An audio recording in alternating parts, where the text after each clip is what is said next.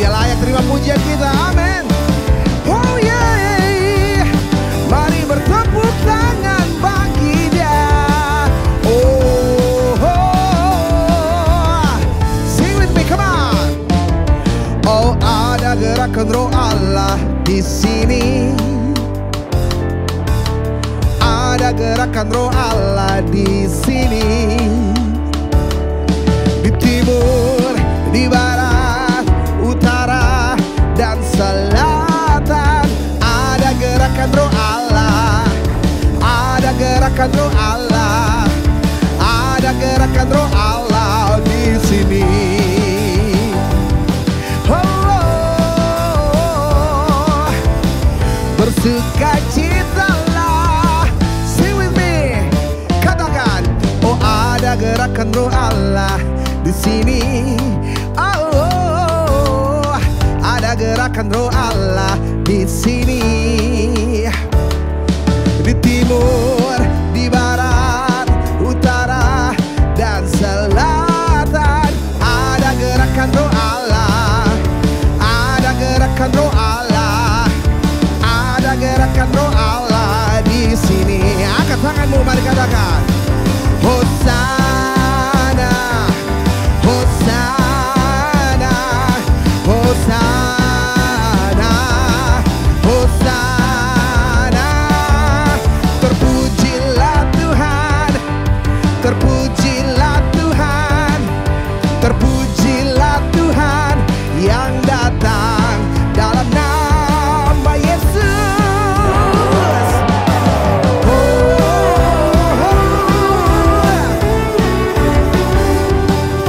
Segala hormat kemuliaan bagi Allah kita. Dialah yang dipuji. Hosana bagimu. Mari sama-sama katakan, let's go. Hosana, Hosana, Hosana, Hosana. Terpujilah Tuhan, terpujilah Tuhan, terpujilah Tuhan yang datang dalam nama Yesus, dalam nama Yesus. Oh, di dalam namanya. Haleluya, haleluya. Woo.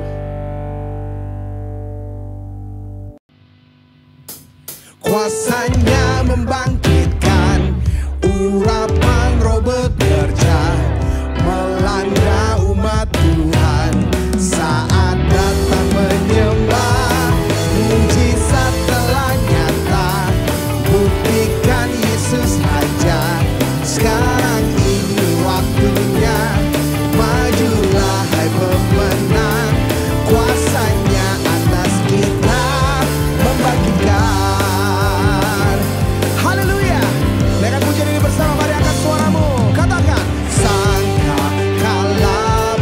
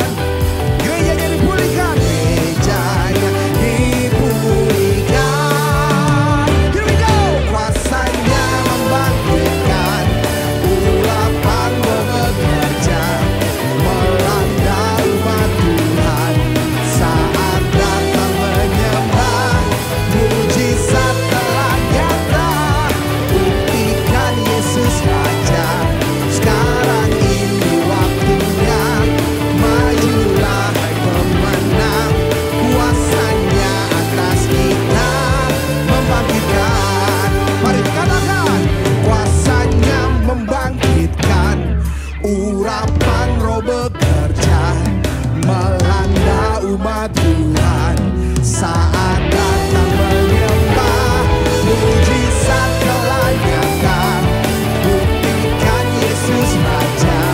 Sekarang ini waktunya, majulah pemenang, kuasanya atas kita, membangkitkan, kuasanya atas kita, membangkitkan. Oh yeah, haleluya. Kami hampiri tahta suci-Mu bersama para malaikat di surga. Kami naikkan pujian pengagungan bagi Engkau. Hosana bagi Engkau.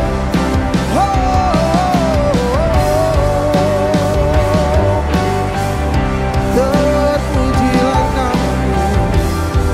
Haleluya. Sama-sama naikkan pujian ini. Kini saatnya berdiri di altarnya, sebab Allah Maha Kudus hadir di sini. Mari memuji, angkat tangan menyembah, sebab Allah Maha Kudus hadir di sini. Kita masuk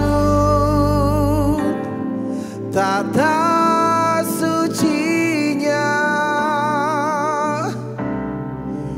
bersama para malaikat menyembah. Mari puji Yesusku, kita masuk hadiratnya Maha Kudus. Oh,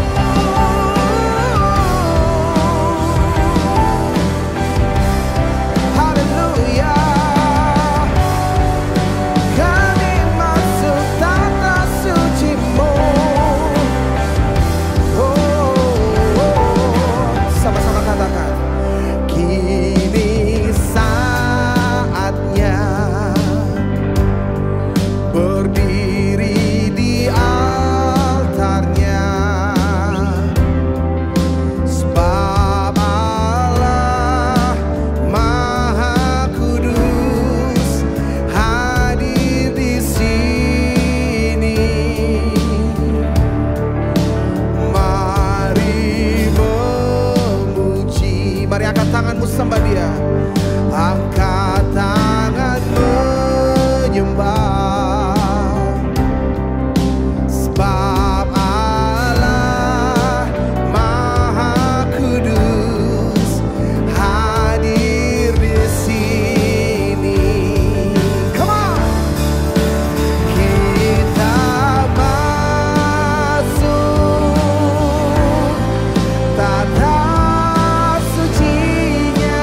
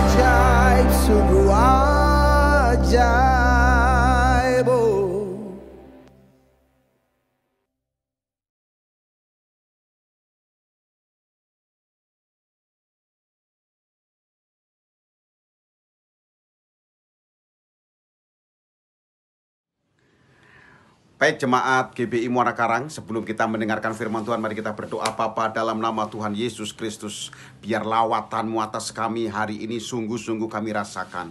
Baik kami di rumah masing-masing yang ada di Indonesia maupun yang ada di luar negeri, di Hong Kong, di Yordania, di Mesir, di Bethlehem, di Jericho, di seluruh dunia yang bisa menangkap acara ini, bisa menyaksikan program ini. Tuhan, lawat mereka, Tuhan jamah mereka, dan lawatan-Mu, urapan-Mu atas hamba-Mu, atas seluruh jemaat GBI Muara Karang yang hari ini bersama-sama ibadah bersama kami. Dalam nama Bapa, dalam nama Yesus, dan dalam nama Roh Kudus kami berdoa, kami mengucap syukur. Haleluya. Sama-sama katakan amin, amin, amin, amin.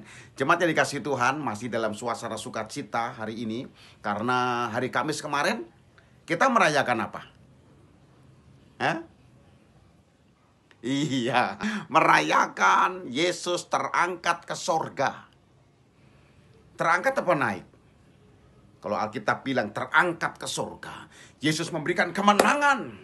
Dan ketika Yesus terangkat ke sorga, kita di dunia tidak sendirian. Karena apa? Karena Yesus memberikan Roh Kudus untuk kita. Jadi dalam diri kita ada Roh Kudus. Wow. Dan hari ini kita akan belajar dari satu tokoh yang dahsyat, tokoh yang luar biasa. Tokoh ini tapi ditolak oleh Tuhan karena apa? Dia mencabik-cabik pengurapan, kemuliaan, keindahan yang Tuhan berikan atas dirinya. Dia menyobek urapan itu, dia menyobek hadirat Tuhan itu, dan akhirnya Tuhan menolak dia. Makanya tema hari ini jangan sampai koyak, jangan sampai robek. Buka sama-sama di Alkitab kita, ya, Lukas pasal yang ketiga. Lukas pasal yang ketiga ayat 1 dan ayat 2. Lukas pasal yang ketiga. Wow, dahsyat nih. Saya tunggu sampai semua ketemu ayat ini. Lukas pasal 3 ayat 1 dan ayat 2. Siapakah tokoh ini? Tokoh ini jarang dikhotbahkan. Tokoh ini sering dilupakan oleh orang-orang. Tetapi tokoh ini memberi pelajaran yang penting buat kita. Makanya simak terus ya. Jangan sambil tiduran kalau ibadah online ya. Jangan sambil tiduran. Nah, kecuali engkau nggak kuat sama sekali. Kecuali engkau sedang terbaring sakit. Engkau mendengar firman ini, Tuhan jamah engkau dan Tuhan menyembuhkan engkau. Amin. Wow, haleluya. Lukas pasal yang ketiga ayat 1 dan ayat 2. Firman Tuhan berkata, dalam tahun ke-15 dari pemerintahan Kaisar Tiberius, ketika Pontius Pilatus menjadi wali negeri Yudea, dan Herodes raja wilayah Galilea, Filipus saudaranya raja wilayah Iturea dan Trakonitis, dan Lisanias raja wilayah Abilene. Pada waktu Hanas dan Kayafas menjadi imam besar, datanglah firman Allah kepada Yohanes anak Zakaria. Di mana? Di padang gurun. Nih, tokoh yang keren banget. Ya, ini perjanjian baru ini adalah penggenapan dari perjanjian lama. Kalau perjanjian lama kan adalah bayang-bayang tentang juru selamat, begitu ya. Tetapi perjanjian baru adalah penggenapan atas bayang-bayang di perjanjian lama itu. Nah, hari ini tokoh yang dahsyat itu adalah tokoh yang bernama Kayafas. Siapa Kayafas? Kayafas adalah imam besar.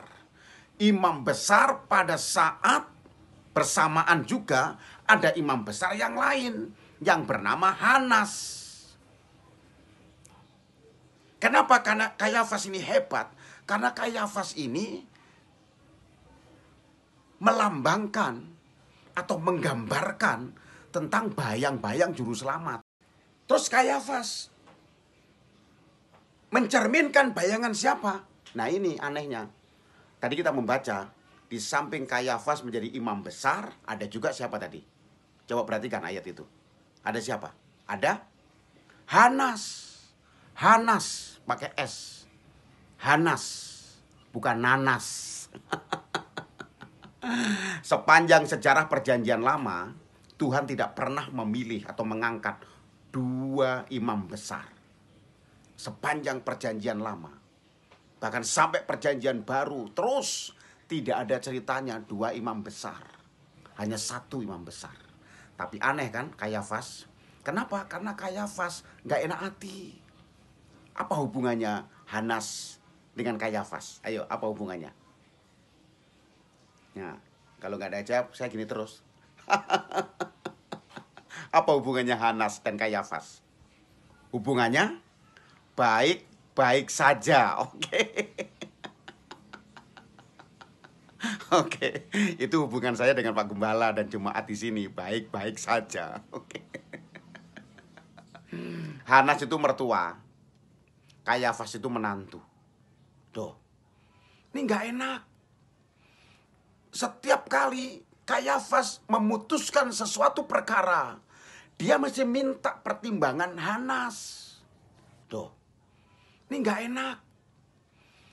Setiap kali Kayafas memutuskan sesuatu perkara, dia mesti minta pertimbangan Hanas. Dia minta pertimbangan mertuanya. Papa gimana nih? Papa gimana nih? Dikit-dikit mertuanya. Dikit-dikit mertuanya. Dikit-dikit mertuanya. Kok mertua sedikit? Ya, jadi Kayafas ini gak punya pendirian. Padahal ketika Tuhan memberikan jabatan imam besar, Tuhan memberikan apa? Memberikan pakaian imam yang memiliki arti apa? Pengurapan dan keindahan. Jemaat yang dikasih Tuhan, jangan sampai koyak, jangan sampai robek baju imam besar itu. Tetapi sayang, Kayafas menjadi bayang-bayangnya Hanas kemana-mana. Itu sebabnya Tuhan menolak Kayafas menjadi imam besar. Bahkan ketika Tuhan mau berbicara, Tuhan tidak berbicara kepada Kayafas. Perhatikan ayat tadi, ya, ayat yang kedua.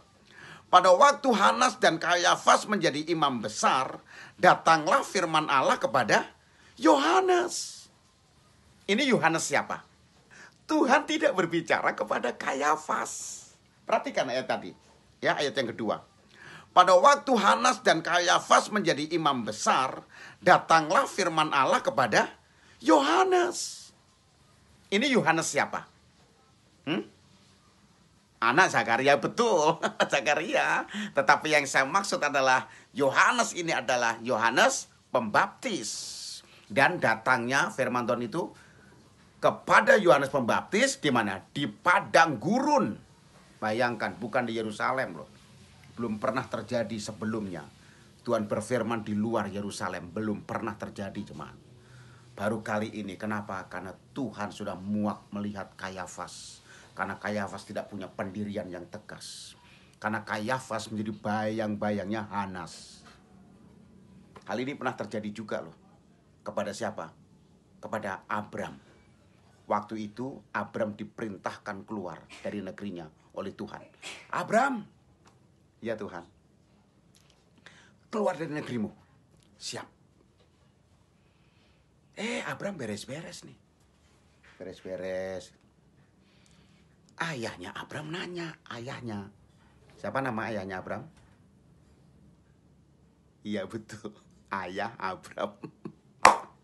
Salah, Terah. Terah bilang, mau kemana nak?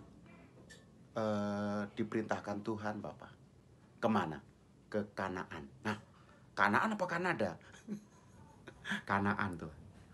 Tahu nggak? Nggak tahu. Papa tahu. Udah beres-beres. Besok Papa anterin kamu. Papa yang pimpin perjalanan. Abram nggak enak hati. Ayahnya sendiri. Beres-beres semuanya. Ayahnya ngingetin. Nah, jangan lupa, semua udah beres kan? Kambing, ternak, domba, semua sudah. Jangan lupa. Apa Bapak? Surat swab antigen. Siapa tahu ada pemeriksaan nanti daripada kita balik. Oke, enggak. Itu kalau sekarang ya, Tapi zaman dulu enggak begitu. Dan Abraham jalan dipimpin oleh seorang yang tidak punya visi, tidak diberi visi, tidak diberi mimpi oleh Tuhan. Dan akhirnya Tuhan marah kepada Abraham. Bagaimana caranya Tuhan marah kepada Abraham? Tuhan tidak ngomong kepada Abraham. Berapa lama? 2 tahun. 2 tahun Tuhan diam. 2 tahun Tuhan cuekin Abraham. Karena apa? Tuhan kesel. Aku perintahkan engkau keluar, tapi engkau relakan dan dipimpin oleh orang yang tidak punya visinya Tuhan. Jemaat yang dikasihi Tuhan, renungkan. Abraham sedih, pasti sedih. Karena apa? Karena Tuhan tidak berbicara kepadanya selama 2 tahun. Dan kapan Tuhan mulai bicara lagi? Setelah Terah dipanggil oleh Tuhan. Mereka menetap di Haran selama 2 tahun. Karena papanya Abraham bilang, stop, kita istirahat dulu di sini, di Haran. Dan setelah Terah meninggal, baru Tuhan berbicara kepadanya. Abraham, lanjutkan perjalanan itu. Jemaat yang dikasihi Tuhan. Tuhan marah kepada Kayafas. Karena Kayafas sudah mulai apa? Merobek pakaian imam yang dia kenakan.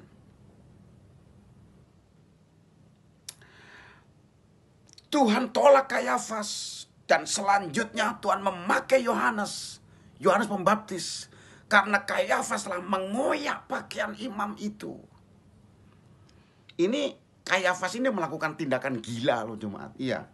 Padahal ya, melakukan atau mengoyak pakaian ini tindakan yang sangat melawan Tuhan.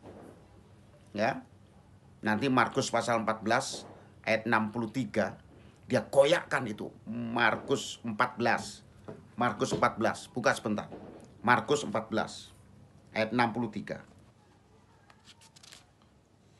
Oke. Markus 14 ayat 63. Dia katakan begini. Maka imam besar itu, yaitu Kayafas, mengoyakkan pakaiannya dan berkata, untuk apa kita perlu saksi lagi? Ini peristiwa penyaliban Yesus Kristus. Jadi dia koyakkan pakaiannya. Ini menunjukkan betapa dia tidak perlu lagi urapan Tuhan. Betapa dia tidak perlu lagi kemuliaan Tuhan. Dia bisa sendiri karena ada bayang-bayang Kayafas tadi. Bayang-bayang Hanas tadi. Wow, ngeri. Ngeri sekali. Dan akhirnya Tuhan tidak pakai Kayafas. Tuhan pakai Yohanes, sekalipun Yohanes harus meninggal. Tetapi jangan lupa, setelah Yohanes meninggal, baru lebih dahsyat lagi pelayanan Yesus. Waduh. Padahal Kayafas ini punya tugas yang keren banget Bapak Ibu. Kayafas ini adalah imam besar, yang artinya apa? Dipenuhi dengan kemuliaan Tuhan, dengan hadirat Tuhan. Terus Kayafas ini setiap setahun sekali masuk ruang maha suci. Ngapain? Berdoa kepada Tuhan sebagai penyambung lidah antara umat Tuhan dengan Tuhan. Wah, ini keren. Ini keren. Tetapi Kayafas kehilangan kemuliaan itu karena dia sudah mengoyakkan pakaian imam. Muncullah Yesus dalam pelayanan itu. Yesus bisa berkata, dosamu diampuni. Wah, semakin kesel nih Kayafas ini. Dosamu diampuni, pergilah, jadilah sembuh, dan jangan berbuat dosa lagi. Waduh, siapa dia nih orang Nazaret ini? Karena apa? Kayafas sudah mengoyakkan pakaiannya. Lambang dari kemuliaan Tuhan sudah hilang atas dirinya. Lambang dari apa? Keindahan dari Tuhan sudah hilang dari dirinya. Terus yang ada apa? Sakit hati. Panas hati. Wah, ngeri banget Bapak Ibu. Ngeri nih orang kalau sudah sobek baju imam besarnya. Orang udah ngeri. Ya. Dan akhirnya terus kecemburuan ini. Waduh, kecemburuan. Iri hati. Ketakutan. Nah, karena dia sudah gak ada urapan Tuhan lagi kan. Kalau lihat orang muncul lebih keren lagi pelayanannya, takut tersaingi. Takut. Bagaimana dengan engkau jemaat? Masih ada iri hati hari-hari gini? Masih ketakutan? Iya Pak Pendeta, aduh takut terus ini. Mana zaman semakin tidak baik. Ya aduh di India corona membludak. Ya, aduh ini penyakitnya di India tapi khawatirnya sampai ke sini. Jangan khawatir berlebihan, jangan takut berlebihan. Malah imunmu turun nanti. Bangun imanmu. Kalau imanmu kuat, imunmu juga kuat. Nah, buang ketakutan itu. Kembali ke Kayafas.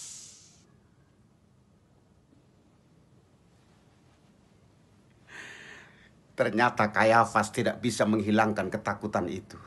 Bahkan semakin hari semakin kuat rasa takutnya. Karena Yesus begitu banyak buat mujizat, menyembuhkan orang, yang lumpuh berjalan, yang buta melihat, ya. Jangan kebalik. Yang lumpuh melihat, yang buta berjalan. Itu gak ada mujizat. Itu kebalik. Ada pendeta KKS saking semangatnya. Yang lumpuh melihat, yang buta berjalan. Ya memang begitu dari dulu. Yesus melakukan banyak mujizat. Kayafas merasa tersaingi. Tuh, ngeri kan? Ngeri Bapak Ibu. Ya. Dia punya pakaian imam besar. Kemuliaan pengurapan Tuhan ada padanya. Tapi sayang, pakaian itu sobek. Koyak. Karena apa? Dia nggak bisa jaga kemurnian hatinya.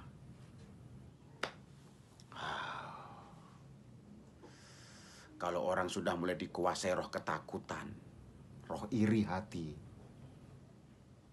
itu yang ada ya, pikiran-pikiran negatif terus. Pikiran-pikiran negatif. Beberapa minggu yang lalu, tepatnya 1 bulan ya, saya ada di Kalimantan dalam pelayanan penginjilan. Di samping membawa Alkitab, karena program 1 Alkitab 1 jiwa diselamatkan, juga membawa sebuah perahu. Bukan artinya saya bawa dari Jakarta, itu bukan. Kita ada seorang pendeta di sana minta dibuatkan sarana kendaraan gitu yang bisa menjangkau, yang bisa membesuk mengunjungi jemaat yang tidak bisa terjangkau lewat darat, artinya lewat air. Ya, kami buatkan perahu cukup untuk 9 orang, perahu kecil gitu. Kami namakan perahu penginjilan. Bisa lihat di IG saya nanti ya. Dan perahu itu telah jadi berkat hari-hari ini. Ya, telah jadi berkat. Ya, ketika kami sampai di sana di Balai Bakuak, kami harus masuk ke pedalaman. Ya, ke pedalaman sekali. Kami mengunjungi satu desa yang semuanya desa itu terkena sakit kusta. Tapi sudah sembuh waktu saya ke sana. Ya, beberapa tahun sebelumnya tuh semua satu desa itu kena kusta semua. Ya, nanti lihat di IG saya. Kami masuk ke sana dan ceritalah gembala sidang itu. Dulu waktu kami masuk sini Pak Hari, ini semua kena sakit kusta, semua. Ya, tapi puji Tuhan, firman disampaikan, terus nyambung ke pemerintah, dikasih obat-obatan, dan dirawat dengan baik. Puji Tuhan sekarang sembuh. Sekarang mereka bercocok tanam, berladang, ya, tangannya tidak ada pergelangan tangan, tapi berladang bisa. Terus buat kerajinan dari rotan, itu keren banget. Ini hamba Tuhan ini. Nah, pulang dari tempat itu, gembalanya cerita nih, kami masih naik perahu. Waduh, kalian beruntung ya, di perahu ini, di sungai ini tidak ketemu binatang yang sangat ditakuti oleh orang-orang di sekitar sini. Binatang apa? Tiba-tiba muncul itu buaya. Muncul itu buaya. Waduh, roh ketakutan itu mulai membuat kami panik. Besar, 6 meter itu buayanya itu. Sampai ada satu teman yang mau lompat untuk ditangkap sama gembala sidang di sana tuh. Mau kemana? Kalau lompat ya artinya menyerahkan tubuh dan jiwa. Ini bahayanya kalau roh ketakutan mulai menghantui kita. Kita jadi nggak ingat apa-apa lagi. hanya konsentrasi pada ketakutan itu. Untung gembala sidang di sana yang sudah menetap di Kalimantan pedalaman ini berkata, tenang. Jadi ingat peristiwa Yesus waktu meredakan angin ribut itu. Tenang, aku ini, jangan takut. Jadi Kayafas semakin hari semakin ketakutan. Karena apa? Karena pelayanan Yesus. Padahal sesungguhnya Kayafas adalah bayang-bayang juru selamat. Kalau orang mengikuti bayang-bayang Kayafas, orang harusnya menemukan juru selamat. Bagaimana dengan kita? Kalau engkau dikuasai oleh ketakutan, engkau tidak bisa mencerminkan atau menunjukkan bayang-bayangmu itu adalah bayang-bayang juru selamat. Bagaimana? Masih merenung hari ini. Kayafas ditolak oleh Tuhan karena dia mengoyakkan pakaian imam itu. Kayafas ditolak oleh Tuhan karena dia tidak bisa membawa banyak orang untuk bisa berjumpa dengan juru selamat. Bagaimana dengan kita? 1 Petrus 2 ayat 9. Ayo, buka lagi ayat terakhir nih. Ya, ini benar-benar terakhir. Biasanya kalau terakhir saya bilang terakhir 1, terakhir 2, terakhir 3. Ini ayat terakhir nih. 1 Petrus 2 ayat 9. Oke? Yes, amin. Ya, betul itu. 1 Petrus 2 ayat 9. Tetapi kamulah bangsa yang terpilih, imamat yang rajani, bangsa yang kudus, umat kepunyaan Allah sendiri, supaya kamu memberitakan perbuatan-perbuatan yang besar dari Dia yang telah memanggil kamu keluar dari kegelapan kepada terangnya yang ajaib. Wow. Tetapi kamulah, siapa? Saya. Ayo bacanya gini. Tetapi sayalah bangsa yang terpilih, imamat yang rajani. 2, 3. Tetapi sayalah bangsa yang terpilih, imamat yang rajani. Nah, bangsa terpilih, imamat rajani. Imamat itu kata dasarnya imam, bukan mamat. Artinya apa? Engkau imam, engkau dikenakan pakaian imam itu. Jangan sampai sobek, jangan sampai terkoyak. Karena pakaian imam itu melambangkan kemuliaan Tuhan, melambangkan pengurapan Tuhan turun atasmu. Hargai ini, jangan sampai sobek. Apa yang bisa menyobek pakaian imam itu? Apa yang bisa menyobek pakaian besar imam itu? Yang pertama tadi apa? Kepahitan, iri hati, ketakutan. Ayo, sejak engkau terima Yesus sebagai Tuhan dan Juru Selamat, Tuhan katakan, kamu bangsa yang terpilih, imamat yang rajani, bangsa yang kudus, umat kepunyaan Allah sendiri yang kudus, supaya kamu memberitakan perbuatan-perbuatan besar dari Dia yang telah memanggil kamu keluar dari kegelapan kepada terangnya yang ajaib. Ayo kita jadi bayang-bayangnya Yesus. Artinya gini loh, kalau orang ngikutin bayang-bayangmu, orang itu akan berjumpa dengan Yesus. Pakaian imam sudah kita kenakan. Pakaian kemuliaan itu, pengurapan Tuhan itu ada padamu. Hei imamat yang rajani, hei bangsa pilihan Tuhan. Ada pakaian imam yang kau kenakan. Jangan sampai sobek, jangan sampai koyak. Engkau ini mencerminkan bayang-bayang Yesus, bayang-bayang kemuliaan Tuhan. Tuhan berharap lewat hidupmu, Tuhan berharap lewat hidupmu orang bisa berjumpa dengan Yesus. Wow, kita sedang ada di zaman akhir, dari akhir zaman itu. Ya, baca beritanya di Google, di YouTube. Ada satu meteor yang besarnya sebenua Eropa sedang menuju ke sana. Waduh, sedang menuju ke benua Eropa.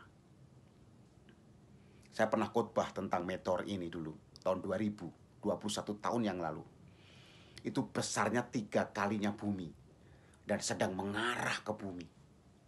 Saya nggak tahu, tiba-tiba sekarang saya baca meteor yang sama, kok sudah sebesar benua Eropa. Berarti dihajar memang oleh, orang-orang yang kerja di antara di sana, orang-orang Amerika yang kerja ngurusin angkasa, dihancurkan. Orang-orang Amerika yang kerja ngurusin angkasa, dihancurkan itu meteor itu, supaya tidak menghantam bumi. Tapi nggak tahu, menurut berita itu bulan Oktober 2021 akan jatuh. Dan hebatnya, masih lewat berita itu, negara yang paling aman adalah Indonesia. Tapi jangan bangga dulu. Nanti Indonesia akan diserbu banyak orang, karena orang pengen selamat. Udah, nggak usah dibahas. Yang penting hari ini, pagi ini, Jemaat GBI Muara Karang, kamulah bangsa yang terpilih, imamat yang rajani. Ada pakaian imam dalam dirimu. Jangan sampai koyak. Apa tadi yang bisa mengoyakkan pakaian imam itu? Kepahitan, iri hati, tidak tegas. Jaga pakaian itu biar tidak koyak, tidak sobek. Tundukkan kepala, tundukkan kepala. Mari kita tundukkan kepala, saudara. Bapak Surgawi, terima kasih buat firman-Mu yang telah disampaikan oleh hamba-Mu, Bapak Pendeta Hari Sempulur pada saat ini, ya Tuhan. Dengan satu judul yang luar biasa, yaitu jangan sampai robek. Tuhan, Engkau mau kami semua menjadi anak-anak-Mu, menjadi saksi dan murid-murid-Mu yang setia, melakukan segala apa yang Engkau firmankan kepada kami. Dan kami mau menjaga baju daripada imam yang sudah Engkau berikan kepada kami sebagai bangsa yang terpilih dan imamat yang rajani. Terima kasih Tuhan, terima kasih. Ajarkanlah kami juga semua boleh menjadi pelaku-pelaku firman Allah dan boleh menjaring banyak-banyak jiwa untuk diselamatkan, ya Tuhan Yesus. Terima kasih Tuhan, terima kasih. Firman-Mu memberikan pencerahan dan kekuatan yang baru kepada setiap kami. Haleluya. Di dalam nama Yesus kami sambut berkat firman-Mu pada hari ini. Mari kita semua katakan sama-sama, amin. Saudara sekalian, puji nama Tuhan. Hari ini kita sudah dikuatkan dengan firman Tuhan yang tadi telah disampaikan oleh hambanya Bapak Pendeta Hari Sempulur. Terima kasih buat pelayannya yang luar biasa, dan Tuhan memberkati Pak Hari Sempulur sekeluarga, baik pelayanan maupun kesehatan, dan juga apa yang dilakukan oleh Pak Hari boleh menjadi satu sukacita dan buat kemuliaan nama Tuhan. Puji nama Tuhan. Saudara, saya akan sampaikan beberapa pengumuman yang penting, yaitu bahwa pada hari Rabu kita ada ibadah komsel secara Zoom meeting mulai jam 8 malam. Lalu hari Kamis sebagaimana biasa ada ibadah WBI kaum ibu secara Zoom meeting juga yang dimulai jam 11 siang. Dan kita akan dilayani oleh Ibu Pendeta Anita Ratu Edo. Dan hari Sabtunya kita ada doa fajar juga secara Zoom meeting jam 6 pagi, dan firman Tuhan akan dibawakan oleh hambanya Bapak Pendeta Yahya Iskandar. Dan hari Minggu depan ini, saudaraku, adalah hari Pentakosta, yaitu hari turunnya Roh Kudus, dan kita akan dilayani oleh Bapak Pendeta Elia Duta Makarawung. Itulah pengumuman-pengumuman yang perlu kita catat dan menjadi perhatian kita semua. Puji nama Tuhan. Saudara, mari kita sekarang mau mengakhiri ibadah raya online pada hari ini dengan doa penutup dan sekaligus juga doa berkat. Kita berdoa bersama-sama saudara. Haleluya. Bapa di dalam surga, kami bersyukur buat lawatan-Mu yang indah dan luar biasa kepada kami. Setiap hari Tuhan, Engkau tidak pernah tinggalkan kami. Mari Bapa, sertailah kami selalu, jemaat GBI Muara Karang, dan siapapun yang sedang menyaksikan ibadah online pada hari ini. Tuhan, di tengah-tengah pandemi yang masih belum kunjung usai, malah ada berita-berita yang menakutkan ya Bapa. Kuatkanlah hati kami ya Tuhan. Engkau lindungi bangsa dan negara kami daripada infeksius yang lebih parah lagi ya Bapa. Hanya Engkau yang sanggup menolong dan memulihkan keadaan negara kami ini. Terima kasih Tuhan, hikmat-Mu selalu menyertai kepada para pemimpin-pemimpin bangsa Indonesia. Tuhan berikan hikmat dan akal budi kepada mereka ya Tuhan, supaya mereka semua dapat mengambil kebijakan-kebijakan yang terbaik untuk menjaga dan melindungi negara ini ya Bapak. Terima kasih Tuhan, belas kasihan-Mu juga buat negara kami, buat rakyat Indonesia. Kami rindu Tuhan supaya ada terjadi pemulihan dan kami bisa normal kembali Tuhan, baik bekerja maupun segala aktivitas termasuk juga kegiatan gerejawi. Terima kasih Bapa, haleluya. Hanya di dalam nama Yesus Kristus kami berdoa dan kami selalu mengucap syukur kepadamu. Saudara-saudara yang dikasihi Tuhan, marilah kita angkat kedua tangan kita untuk menerima berkat yang indah dari Bapa kita di surga, kasih dan setia dari putranya yang tunggal, Tuhan Yesus Kristus, dan kekuatan dari Roh-Nya yang Maha Kudus akan terus-menerus menyertai kita semua, mulai dari saat ini bahkan sampai Tuhan Yesus datang kembali. Di dalam nama Yesus kami sudah berdoa dan selalu mengucap syukur kepadamu. Mari kita semua yang diberkati Tuhan, kita katakan sama-sama, amin. Tuhan Yesus memberkati.